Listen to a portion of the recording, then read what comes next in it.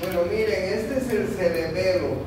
A la anterior semana hemos visto el tallo cerebral, si ustedes se acuerdan. Y el cerebelo es una estructura que está detrás del tallo cerebral. Está más propiamente detrás de la protuberancia que ustedes están estudiando. Y el cerebelo es una parte importante del sistema nervioso porque es el órgano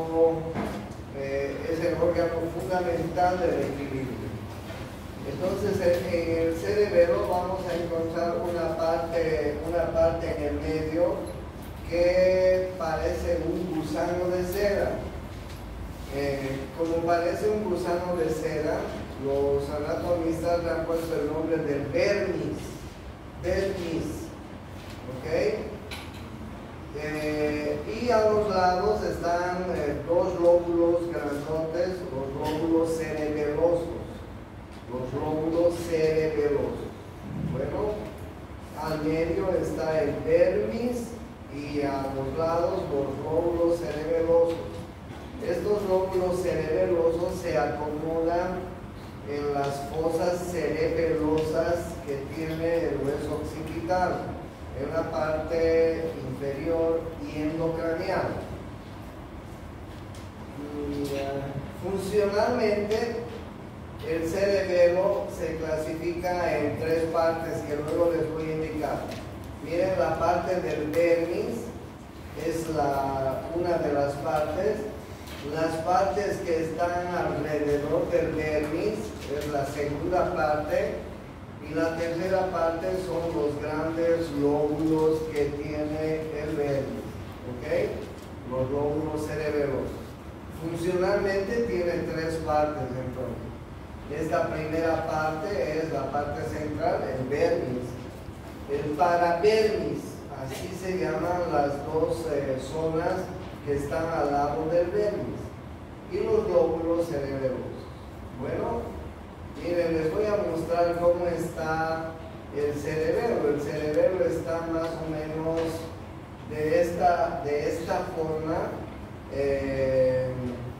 unida a la protuberancia. ¿Sí? Miren, está, si quieren, medio doblado. ¿Ya? No sé si hay algún... sí. Así es el cerebro. Esta es una muy buena figura. Entonces, miren, la anterior semana hemos visto el mesencéfalo, la protuberancia y el bulbo raquídeo. ¿Se acuerdan, no? Detrás de estos está el cerebelo. Al medio de la protuberancia y el cerebelo está el cuarto ventrículo. No se olviden. Y entonces el cerebelo está así medio doblado. Es como un armadillo que lo hubieran doblado. Y miren, tiene un lóbulo anterior que están viendo ahí, el lóbulo anterior del cerebro, que está mirando para adelante y está en la parte superior. Y el lóbulo posterior, miren, hay una fisura que está separando el lóbulo anterior del lóbulo posterior, del gran lóbulo posterior, ¿ya? La fisura prima o primaria se llama. Es la fisura que separa el lóbulo anterior del gran lóbulo posterior. ¿Se entiende, no? Miren, el lóbulo posterior es este grandote. Todo esto es el lóbulo posterior. Y el lóbulo posterior tiene otra fisura horizontal, que es una fisura que está, digamos, dividiendo el lóbulo posterior en una parte superior y en una parte inferior. Pero todo esto es el lóbulo posterior. ¿Ya? Y hay otra fisura en esta parte que ustedes están viendo que se llama la fisura posterolateral, que enseguida les voy a decir para qué es la fisura posterolateral. O sea, macroscópicamente el cerebelo primero se encuentra detrás de la protuberancia, para ser más exacto.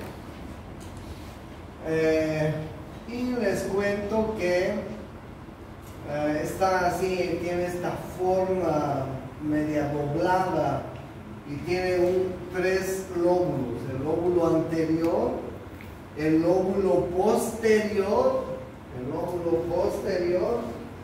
y un lóbulo que está pegadito a la protuberancia, que es también muy importante, que se llama el lóbulo flóculo, de aquí, miren, el lóbulo flóculo nodular, el lóbulo flóculo nodular, lóbulo flóculo nodular, chiquitito. Esta figura es muy buena porque miren, aquí está, hacia arriba está el lóbulo anterior, hacia abajo está el lóbulo posterior. El lóbulo posterior es grande, ustedes saben. Estos se llaman las amígdalas del cerebelo, esta parte de acá. Ustedes pueden ver el tercer lóbulo, flóculo nodular, flóculo nodular, ¿ok? Vean ahí adentro hay una cavidad que se llama el cuarto ventrículo y hay tres pedúnculos cerebelosos que unen el cerebelo al resto del sistema nervioso. Y los pedúnculos se llaman así: pedúnculo cerebeloso superior, pedúnculo cerebeloso medio y pedúnculo cerebeloso inferior. Les voy a mostrar entonces dónde están los pedúnculos. Pues acá se ven un poco: pedúnculo cerebeloso medio, por ahí debe estar el inferior y el superior. Entonces, hay tres pedúnculos que están uniendo el cerebelo al resto del sistema nervioso: el pedúnculo cerebeloso superior, el medio y el inferior. Y como yo ya les he dicho, hay tres lóbulos. Uno es el lóbulo anterior, otro, el más grande, es el lóbulo posterior, y el tercer lóbulo se llama flóculo nodular. ¿Está claro?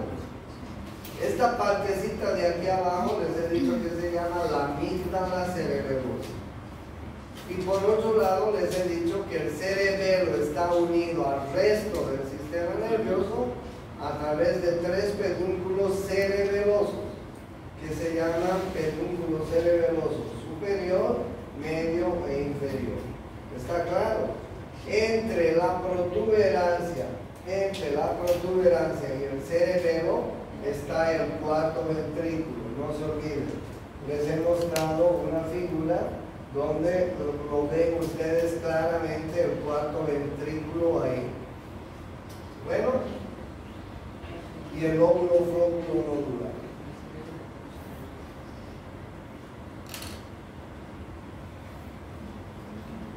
Voy a aumentar el tamaño de esta figura.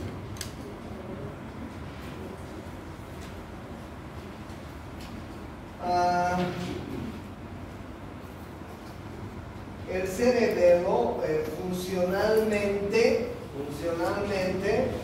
se divide en tres partes.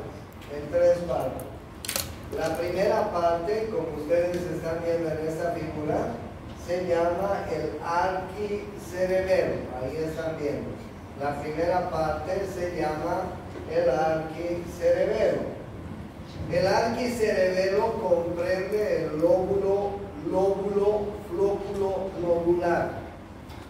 Ya saben cuál es el lóbulo flóculo nodular, ¿no es cierto? Ya.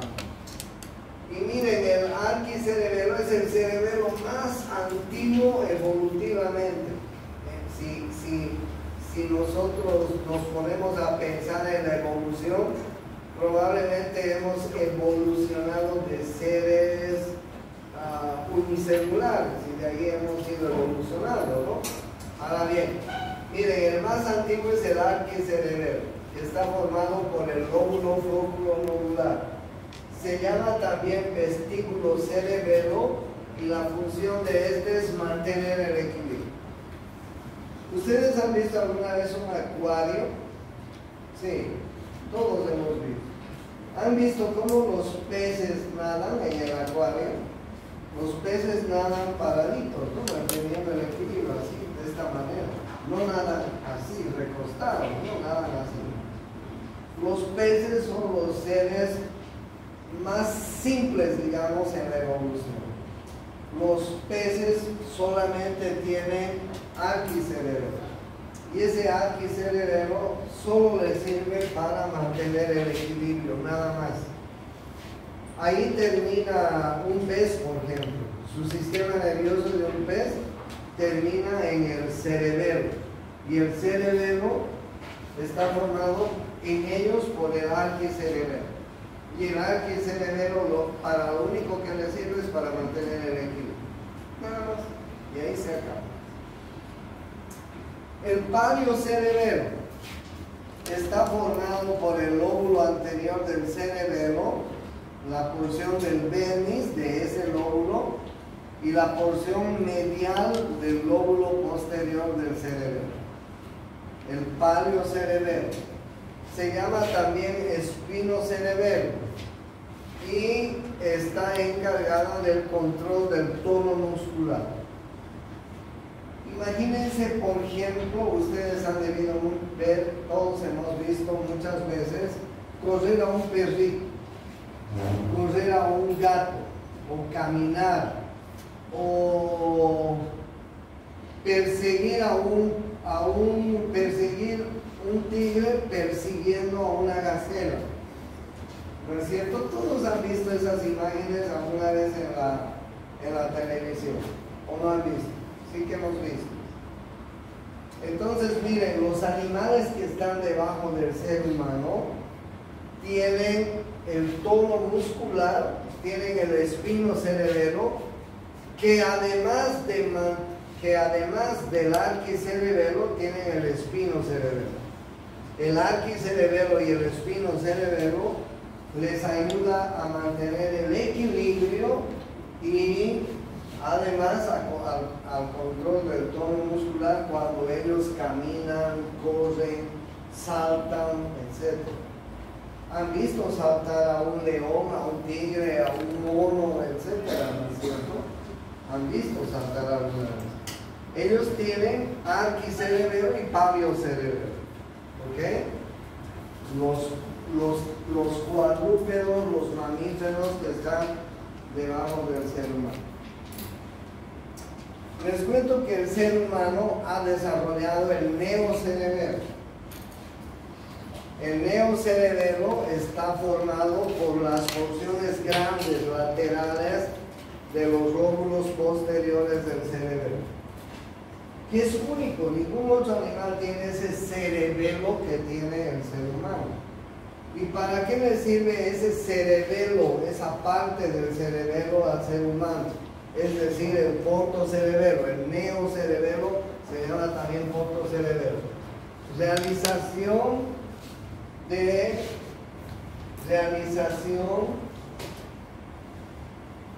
dirigida de las actividades motoras. Realización dirigida de las actividades motoras. A ver, díganle a un mono que haga lo que ustedes están haciendo ahorita. Muchos de ustedes están escribiendo. Muchos de ustedes están agarrando una cámara. ¿Sí? Muchos de los seres humanos agarran un bisturí, los odontólogos, por ejemplo, qué capos que son. Agarran sus pinzas, sus bisturís, sus tomas, sus fresas y todas las vainas que utilizan para hacer una curación. ¿Qué capos son? Y entonces, miren, realización dirigida de las actividades motoras. Eso no lo hace nadie, pues no lo hace ningún animal súper inteligente. ¿Cuál es el animal más inteligente después del ser humano? ¿Cuál? ¿Cuál? El delfín, muy bien. El elefante, muy bien. El perro, muy bien. El mono, muy bien. Pero hacen esas cosas. Podrían agarrar un cuaderno, un libro, leer. Podrían agarrar un bisturí, un bolígrafo, un torno, una fresa, etc. Nadie hace eso, ¿no es cierto? El neocerebelo es propio del ser humano. Y el neocerebelo, se llama también pontocerebelo, está formado, como ustedes están viendo, por las porciones laterales del lóbulo posterior, de los lóbulos posteriores. Entonces se dan cuenta que filogenéticamente, desde el punto de vista evolutivo, los seres vivos tenemos diferentes modalidades de equilibrio, ¿no? Por ejemplo, los seres más simples como un pez tienen el arquicerebelo, que solamente está formado por el lóbulo nodular, que le sirve para mantener el equilibrio. Los mamíferos debajo, o digo por encima de los peces y por debajo del ser humano, tienen arquicerebelo y paleocerebelo además, que además les sirve para el control del tono muscular cuando ellos caminan, cuando ellos corren, cuando ellos saltan, etc. ¿No es así? Pero y los seres humanos han desarrollado arquicerebelo, paleocerebelo y neocerebelo además. ¿Qué capos, no? Por eso somos seres tan inteligentes. Por eso es que los seres humanos han desarrollado y manejan tantas cosas, ¿no? Alguna vez se me ha arruinado el reloj y voy al mercadito nuevo que está aquí en la Centenario y Tercera Anillo Interno. Hay un mercadito, 4 de noviembre se llama. Y ahí lo busco a un viejito relojero. Un viejito, pues, viejito, mucho más viejito que yo. Y tiene sus lupitas. Y me impresiona cómo el carajo agarra sus pincitas, me lo desarma el reloj y está hurgando ahí adentro del reloj, con unas lupas que tiene. Es impresionante. Entonces, esas cosas son las que los seres humanos pueden realizar con el cerebro, ¿ya? Pero no se olviden que el cerebelo es el principal órgano que nos da el equilibrio, el tono muscular, la realización dirigida de las actividades humanas.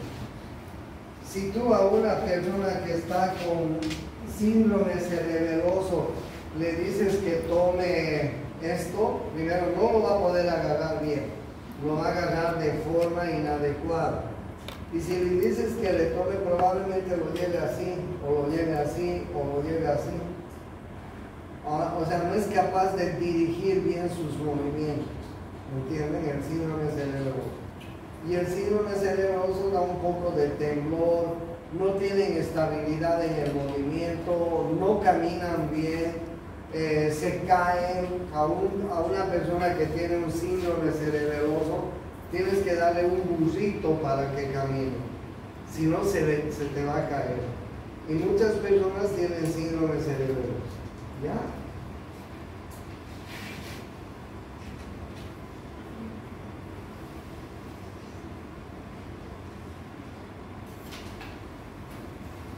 Bien, ahí ustedes pueden ver la estructura interna muy claramente del cerebelo. Miren, el cerebelo tiene una corteza cerebelosa en la periferia que está formada por sustancia gris. En el medio tiene una serie de núcleos que enseguida les voy a comunicar. Y vean ustedes la sustancia blanca. Ustedes saben que aquí está el lóbulo anterior, este es el lóbulo anterior, el resto es el lóbulo posterior y aquí adelante está el lóbulo flóculo-nodular. Miren, este es el puente, ahí está el mesencéfalo, esta es la protuberancia o puente y el bulbo raquídeo. Detrás del puente, entre el puente y el cerebelo, está el cuarto ventrículo. Más arriba está el tercer ventrículo Este se llama el acueducto de Silvio, comunica el tercer ventrículo con el cuarto ventrículo, que justamente está detrás del cerebelo. Y el cerebelo se continúa con el conducto medular hacia abajo, conducto del epéndimo también se llama. Entonces miren ustedes, ahí pueden ver claramente cómo está constituido el cerebelo. Tiene una sustancia gris en su periferia y tiene una sustancia blanca en su parte interna. Y ya saben ustedes que el cerebelo está unido al resto del sistema nervioso por tres pedúnculos cerebelosos. El pedúnculo cerebeloso superior, el medio y el inferior. ¿Está claro? Bien, muchos anatomistas le han dicho el árbol de la vida del cerebelo a esta porción que tiene el cerebelo. Les cuento que el cerebelo tiene 4 núcleos y ustedes los pueden ver claramente en la figura. El cerebelo tiene 4 núcleos que los pueden ver. En primer lugar tenemos los núcleos dentados, miren, a cada lado, son los más grandes. Luego tenemos en el medio el núcleo del techo o del fastigium, así se llama, los núcleos del fastigio o del fastigium. Y más hacia un ladito del fastigio tenemos el globoso y el emboliforme. El globoso y el emboliforme. Estos dos núcleos, el globoso y el emboliforme, forman un núcleo que se llama el núcleo interpósito. Si en el examen yo les pregunto quiénes forman el núcleo interpósito, la respuesta es que el globoso y el emboliforme. ¿Está claro? Ya, esa era una pregunta de examen. No me vayan a decir que no les digo. Entonces, núcleo del fastigio, núcleo interpósito que está formado por el globoso y el emboliforme, y el núcleo dentado, que es el más grande. ¿Okay? Esos son los 4 núcleos que tiene el cerebelo en la parte interna. Muy bien.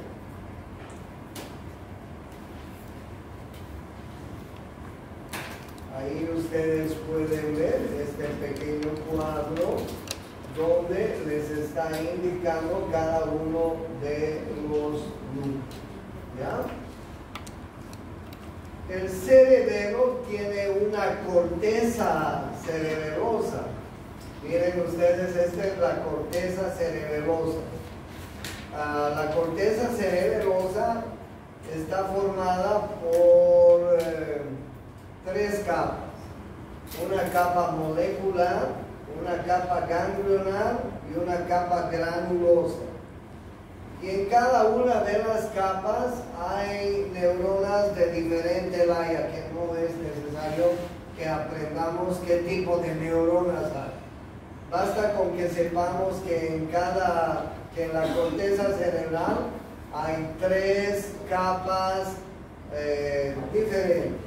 Una es la capa molecular, otra es la capa ganglionar y otra es la capa granulosa. Ustedes pueden ver algo muy típico, ¿no? Miren, en cada capa hay células de diferente forma, pero lo importante es que estas células de la corteza cerebelosa tienen fibras aferentes y eferentes que están conectando el cerebelo con los núcleos del cerebelo y con otras partes del sistema nervioso. ¿Ok? Bien. Ahí ustedes tienen los pedúnculos cerebelosos. Este de aquí arriba es el pedúnculo cerebeloso superior.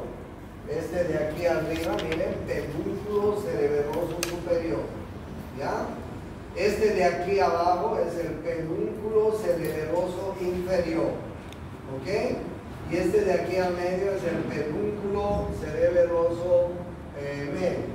¿Ok? ¿dónde está?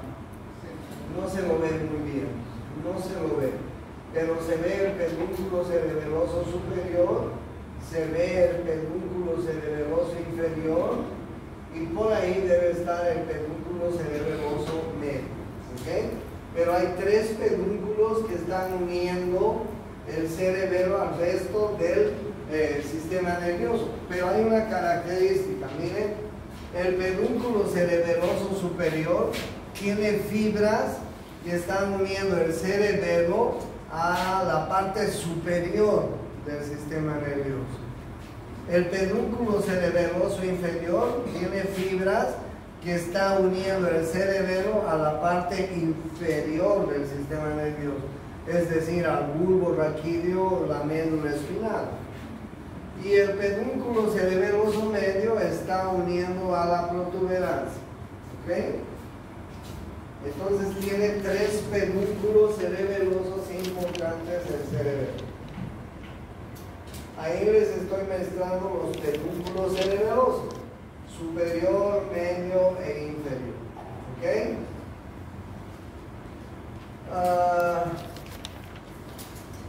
Pues esto es lo malo de la clase. El pedúnculo cerebeloso superior, miren ustedes, pedúnculo cerebeloso superior contiene sobre todo vías eferentes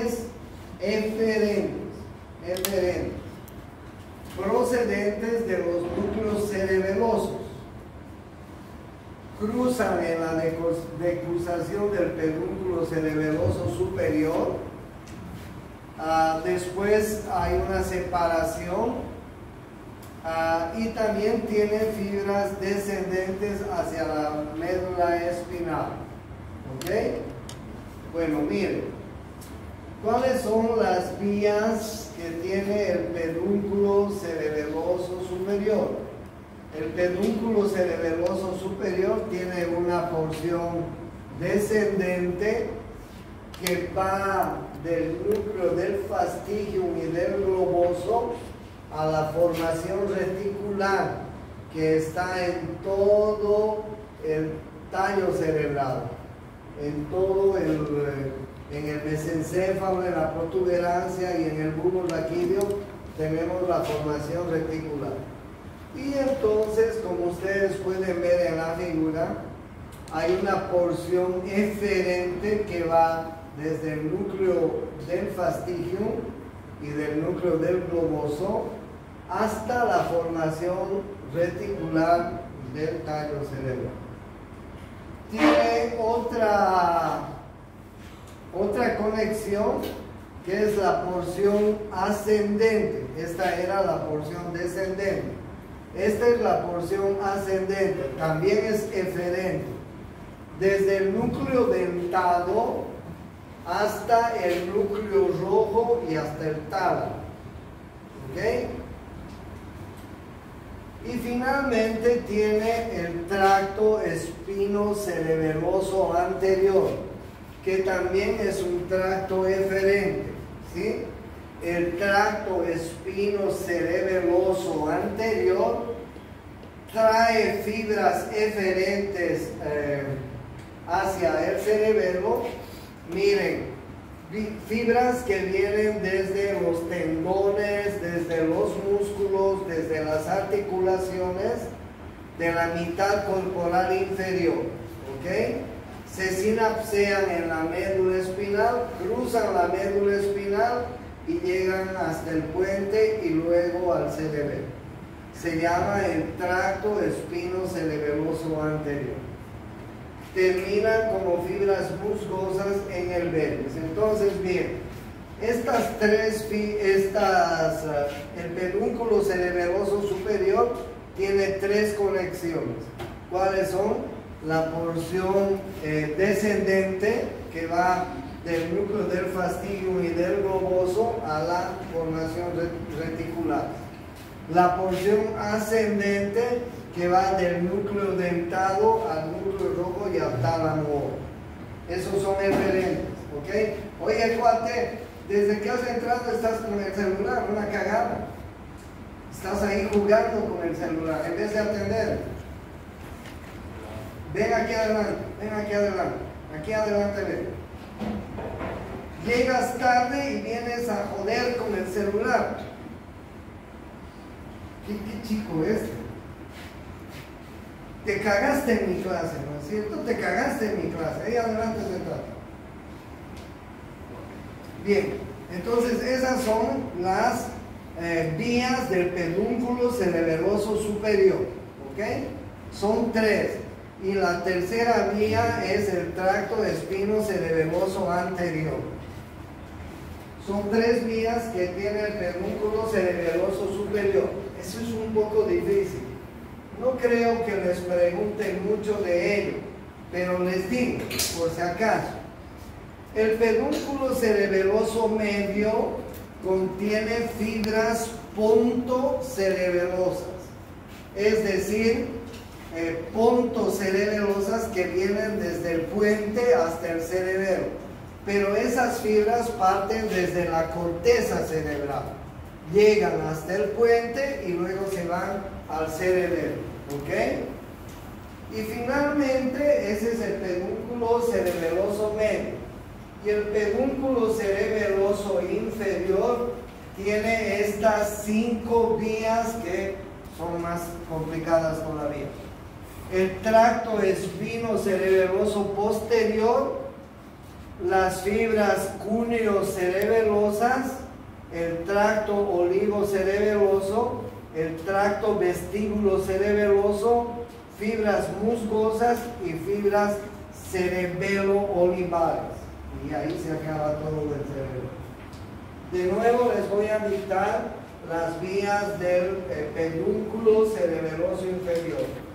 Tracto córtico cerebeloso posterior, fibras cúneo-cerebelosas, fibras olivo-cerebelosas, tracto vestíbulo cerebeloso, fibras musgosas y fibras cerebelo-olivares. ¿Ok? Todas estas fibras nerviosas y estas conexiones que acabo de decirles son conexiones que tiene el cerebelo con la parte superior, con la corteza del cerebro, con el tálamo, etc. Son fibras que tienen comunicación con la médula espinal, son fibras que tienen comunicación con el puente, pero el único objetivo de todas estas fibras cuando llegan al cerebelo es que todas las vías que tienen y que llegan al cerebelo deben mantener el equilibrio en nuestro cuerpo. Para caminar necesitamos equilibrio, para correr necesitamos equilibrio, para sentarnos, para pararnos necesitamos equilibrio. Si estamos escalando una montaña, subiendo una pared, subiendo una escalera, imagínense si no mantenemos el equilibrio, ¿no? Imagínense un basquetbolista que está jugando básquet, salta más de 1 metro y mete el balón en la canasta. Cae parado porque tiene que mantener el equilibrio y además hemos aprendido a mantener el equilibrio, ¿sí? Miren lo que hace un ser humano desde que nace. Cuando nacemos no somos nada, no tenemos más que un cuerpito bonito y nada más. A los 2 meses ese ser humano se siente, los papás se sienten muy felices, comienza a trabajar el cerebro. A los meses siguientes comienza a gatear, ¿sí? Miren cómo va funcionando el cerebro. Y después comenzamos a caminar. Ustedes han visto a un niño cuando aprende a caminar, ¿no es cierto? Es todavía medio borrachito, no camina bien, tiene que estar apoyándose en todo lado para aprender a caminar. Luego aprendemos a caminar tranquilamente, ¿no? Y luego a correr, y luego a escalar, y luego a subir, y luego a trepar, y luego hacemos tantas cosas que trabajamos con el cerebro. Por eso es que el cerebro es muy importante en nuestro organismo y les decía que un síndrome cerebeloso es un síndrome muy importante porque aquella persona pierde el equilibrio totalmente, no solamente al caminar, no solamente al sentarse o al pararse, sino al agarrar los objetos. No puede ni siquiera agarrar los objetos. Entonces el cerebelo tiene esa función importante. ¿Ok? Bien, con eso hemos terminado el cerebelo.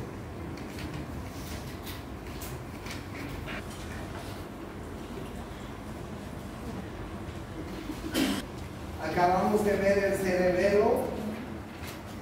Luego, encima del tallo cerebral está el diencéfalo, que lo voy a llevar la próxima semana, y encima de todo está el cerebro, el gran cerebro. ¿Ok? El cerebro está formado, como ustedes están viendo, por surcos y circunvoluciones. ¿Estás llegando recién? El cerebro está formado por surcos y circunvoluciones, como pueden ver. Y además tiene 5 lóbulos importantes. Miren, el lóbulo frontal, que ustedes lo pueden ver que está pintado de rojo. El lóbulo parietal, que está pintado de azul. El lóbulo temporal y el lóbulo occipital. Estos son los 4 lóbulos que se los ve externamente. Si nosotros abrimos una cisura lateral que está entre el lóbulo frontal y el temporal, esta cisura que se llama la cisura de Silvio, si la abrimos, vamos a encontrar el 5º lóbulo del cerebro, que se llama el lóbulo de la ínsula. ¿Ok? Entonces, en síntesis, el cerebro tiene 5 lóbulos: el lóbulo frontal, el lóbulo parietal, el lóbulo temporal, el lóbulo occipital, y el 5º lóbulo que está oculto se llama el lóbulo de la ínsula. ¿Está claro? Ya. El cerebro tiene esta pared, esta cara, si ustedes quieren. Esta cara se llama la cara externa del cerebro. Tiene esta otra cara que se llama la cara interna del cerebro. ¿Sí? La cara interna del cerebro. Y tiene esta otra cara que se llama la cara inferior del cerebro. Entonces el cerebro, como ustedes están viendo, tiene 3 caras. Una cara externa, una cara interna y una cara inferior. ¿Está claro? ¿Cuántos lóbulos tiene? 5. 5 lóbulos.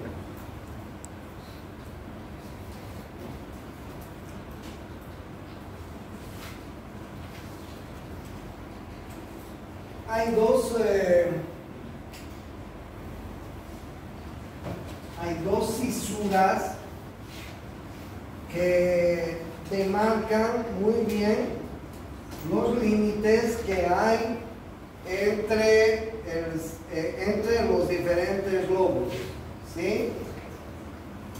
La primera cisura y la más importante es esta que ustedes están viendo acá. Se llama la cisura central o la cisura de Roland. Ahí se las voy a marcar. Esta es la cisura de Roland. ¿Ok? Muy importante. Y la segunda cisura es esta, cisura lateral, que se llama la cisura de Silvio. ¿Ok? Ahí está. Como ustedes pueden ver, hay una otra cisura en la parte posterior que se llama el surco parieto-occipital, que termina más o menos así. No es tan claro este surco en la parte externa como en la parte interna. Pero ustedes pueden darse cuenta que gracias a estas cisuras y surcos podemos delimitar.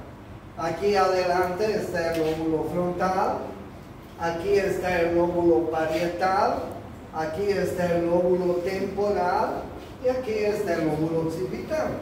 Nos sirve para delimitar. Bien, miren ustedes, vamos a hablar del lóbulo frontal primero. El lóbulo frontal, como ustedes están viendo, tiene un surco frontal superior.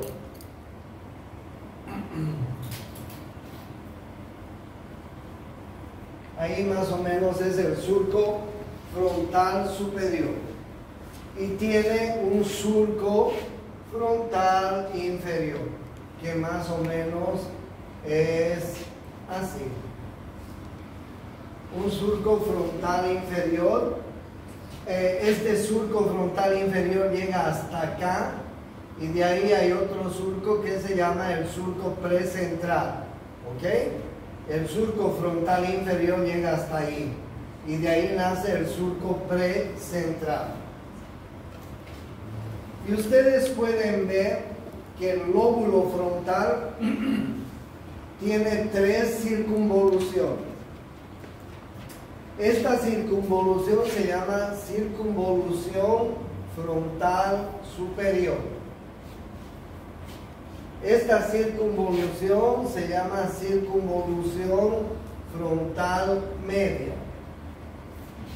Esta circunvolución de abajo se llama circunvolución frontal inferior. Y esta circunvolución, que es la súper más importante, se llama circunvolución precentral, el área motora. El área motora. Ahí es donde nace, ahí es en la corteza cerebral, es donde nacen las fibras que van a llegar a nuestra periferia y que van a poder mover los músculos. ¿Ok? Yo les he hablado del área piramidal, de la vía piramidal y de la vía extrapiramidal. Hemos visto la vía piramidal, me acuerdo bien. La vía piramidal es tan importante que es la encargada de mover casi todo lo que movemos en el cuerpo. ¿Sí? ¿Dónde empieza toda esta vía motora? Empieza acá, en la corteza cerebral, en la circunvolución postcentral. Mueves algo para caminar, mueves algo para correr, mueves algo para agarrar, nace ahí. ¿Ok? El lóbulo frontal, entonces, ya saben ustedes cuántos surcos tiene, hemos dicho. Tiene un surco frontal superior, tiene un surco frontal inferior, tiene un surco precentral, ¿sí? Y tiene 4 circunvoluciones: frontal superior, frontal media, frontal inferior, y esta es la circunvolución precentral o área motora. Algo que no les he contado hasta ahora. Este cerebro tiene una corteza cerebral que aproximadamente mide 5 milímetros. Ningún otro animal tiene esa corteza cerebral tan ancha. Pero 5 milímetros es una cagada, ¿no? ¿Cuántos milímetros tiene un centímetro? 10, ¿no es cierto? O sea, 5 milímetros es medio centímetro. Imagínense, nuestra corteza cerebral es simplemente así. Pero del animal más inteligente no tiene más de 2 o 2.5 milímetros de espesor. Solo el ser humano tiene esa corteza tan amplia, tan inteligente, que nos da esa característica. 5 milímetros de espesor, 4 en algunas regiones, 3, en fin. Pero tan simple es eso. Pero esa corteza cerebral nos da esa característica de ser seres súper inteligentes. ¿Cuán inteligente es el ser humano? Miren cuántas cosas ha inventado en los últimos 25 años. ¿Cuántas cosas ha inventado? Tremendo, ¿no? Bueno, pero les cuento que además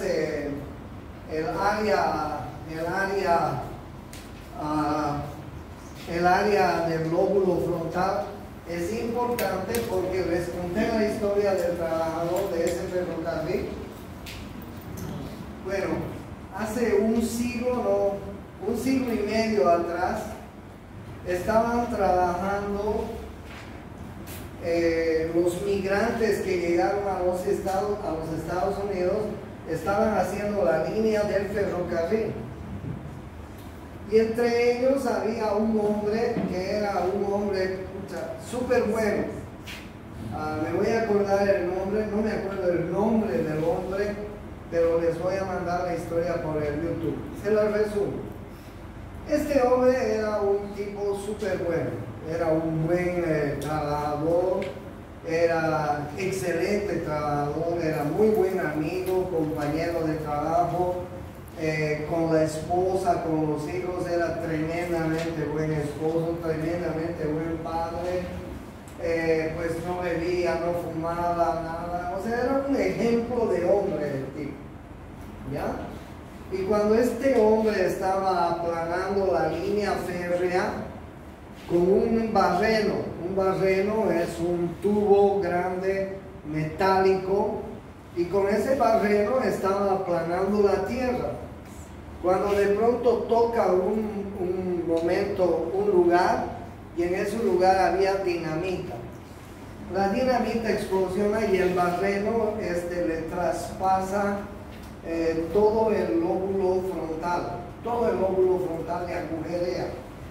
Lo manda con la explosión 20 metros más atrás, tenía un agujero grande en el lóbulo frontal. Era en el 1820, creo, no había mucho desarrollo en la medicina, pero el tipo sobrevive a pesar de todas las circunstancias. Y un año después vuelve al trabajo. Cuando vuelve al trabajo, el tipo que era un excelente tipo, hombre, se vuelve. Porque de pronto ahora es un mal trabajador, es un flojo, pelea con los amigos, pelea con todos, es un malcriado, se hacía pis y caca delante de todos, llegaba a su casa, pegaba a la mujer, pegaba a los hijos, era un bebedor, en fin. Los médicos alertaron a la comunidad médica y dijeron: este hombre antes del accidente era así, después del accidente es así. Y los médicos a partir de eso comenzaron a estudiar el lóbulo frontal. El lóbulo frontal es el lóbulo de la inteligencia, del comportamiento, de la conducta, de la personalidad, de la memoria. O sea, es uno de los lóbulos más importantes de nuestra vida, ¿ok? Todos tenemos la misma personalidad, el mismo comportamiento, la misma conducta, las mismas reacciones cuando alguien nos molesta, etc. No es cierto. Entonces el lóbulo frontal es lo que nos da, digamos, la inteligencia, el comportamiento, en fin, la personalidad, muy importante. ¿Ya? Y a partir de este suceso comenzaron a estudiarlo al lóbulo frontal. Y se dieron cuenta posteriormente que el lóbulo frontal era un lóbulo muy importante en el ser humano. Lóbulo frontal.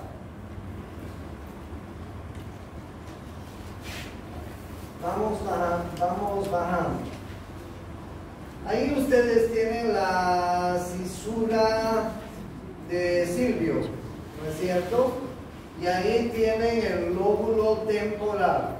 El lóbulo temporal, como ustedes están viendo, tiene un surco temporal superior, un surco temporal inferior. Surco temporal superior, surco temporal inferior. Y tiene 3 circunvoluciones. una circunvolución temporal superior, una circunvolución temporal media y una circunvolución temporal inferior. ¿Estamos?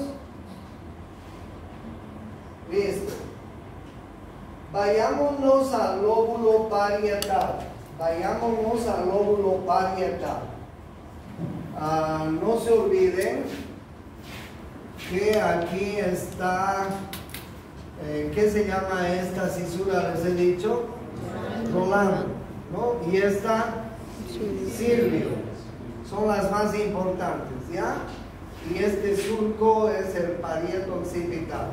No es tan importante. En esta cara no es tan importante.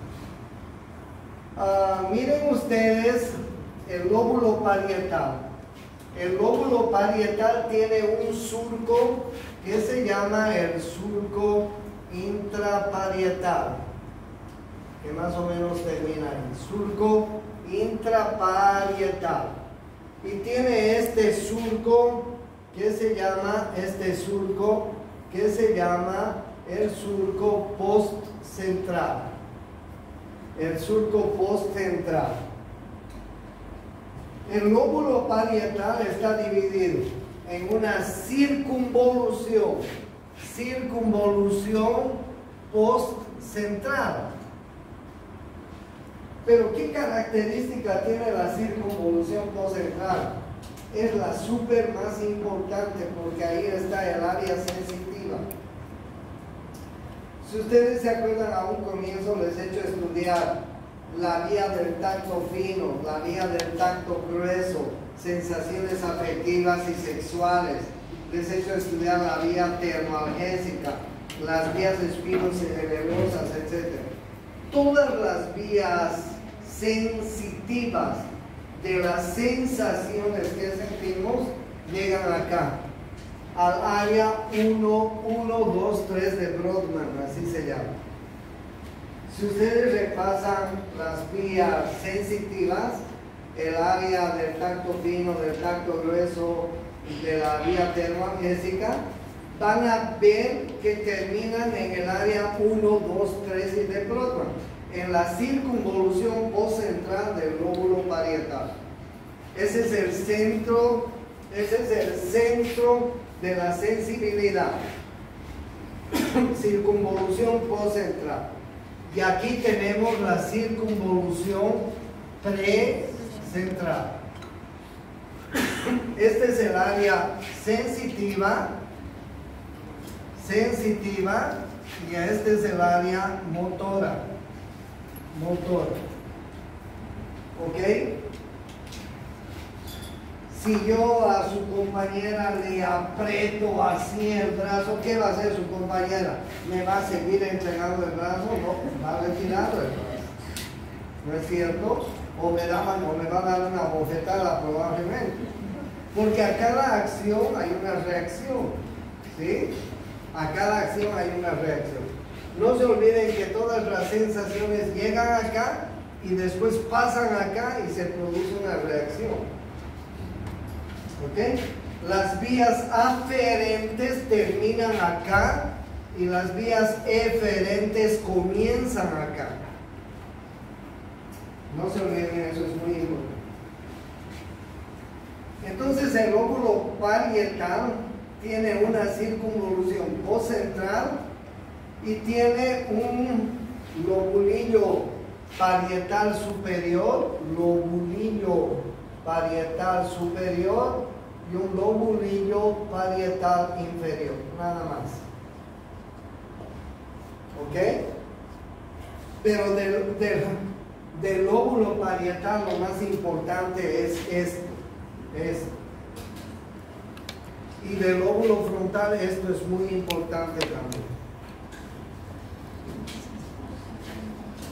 Ese es el lóbulo parietal.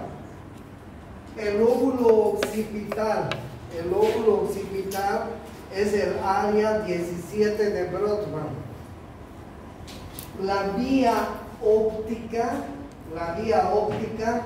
termina en el lóbulo occipital.